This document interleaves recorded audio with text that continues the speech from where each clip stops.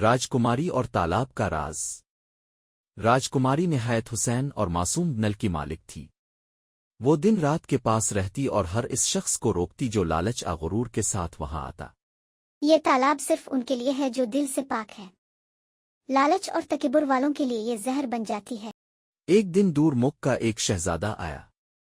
وہ بہت خوبصورت تھا مگر اس کی آنکھوں میں غرور اور لبوں پر غرور تھا۔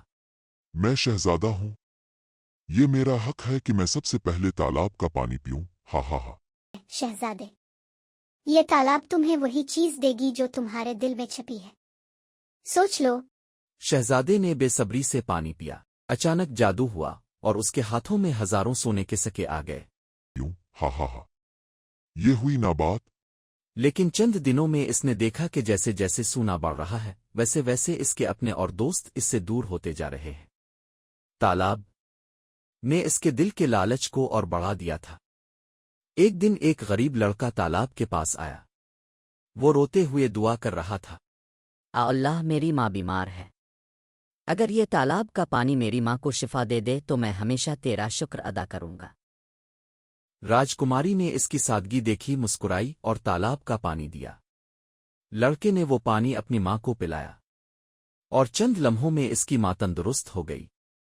شہزادہ دوبارہ آیا لیکن اس بار اس کے دل میں پہلے سے بھی زیادہ لالچ تھا۔ مجھے اور سونا دو، میں سب سے طاقتور بننا چاہتا ہوں۔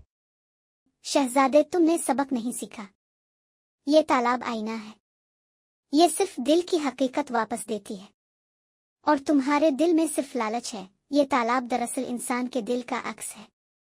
یہ سنتے ہی شہزادے کے ہاتھوں میں موجود سونا ریت میں بدل گیا۔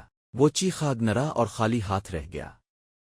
راجکماری نے آسمان کی طرف دیکھا اور آہستہ سے کہا، یہ خوشی اسی کو دیتی ہے جس کے دل میں محبت، شکر اور انسانیت ہو۔